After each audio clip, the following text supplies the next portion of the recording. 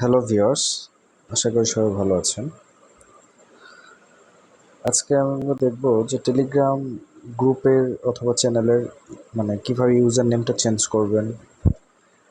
অনেক সময় আমরা বিভিন্ন বড় বড় গ্রুপ কিনে থাকি, যেগুলো আমরা পরবর্তীতে নাম চেঞ্জ করে নিজেদের ক্ষেত্রে ইউজ করে থাকি বিভিন্ন কাজের ক্ষেত্রে। তো এই যে ইউজার নেম দেখেন, আমার চ্যানেল নাম রিসেন্ট আমি চেঞ্জ করছি, তো যার কারণে আমি এটার নামটা চেঞ্জ করতেছি ইনভাইট লিঙ্ক।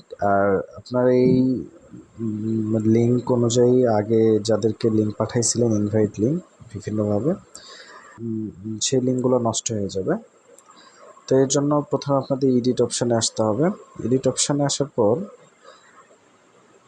এখান থেকে আপনার সরাসরি গ্রুপ টাইপে এখানে আসার পর এই যে পাবলিক লিঙ্কে এখানে এসে আপনারা নামটা চেঞ্জ করে দিবেন। পাবলিক লিঙ্ক আসার পর নামটা চেঞ্জ করে দিবেন। যে নামটা অ্যাভেলেবল থাকবে সেই নামটা আপনার অটোমেটিক নিয়ে নেবেন। আমি আমার চ্যানেল নাম অনুযায়ী দিতে চাইলাম, তো সেটা মূলত হচ্ছে এটা অ্যাভেলেবল ছিল না, তো এটা অ্যাভেলেবল আছে, এটা আমরা দিয়ে দিলাম, আমাদের এটা নিয়ে নিছে। এরপরে হচ্ছে আপনি চাইলে ইনভাইট সরাসরি এখান থেকেও করতে পারবেন, বা কাস্টম ইনভাইট কিভাবে করবেন সেটা নেক্সট ভিডিওতে আমি দেখাই দিব। যে ইনভাইটগুলো আপনার নতুন করে একটা নির্দিষ্ট সময় পর্যন্ত থাকবে, এতে থাকবে, সেই এটা আপনি দেখা দিন।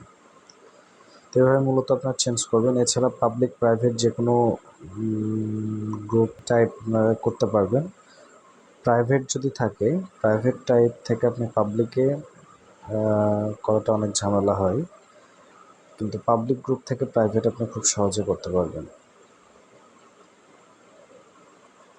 দেখেন আমার ইনভাইট লিঙ্কটা চেঞ্জ হয়ে গেছে।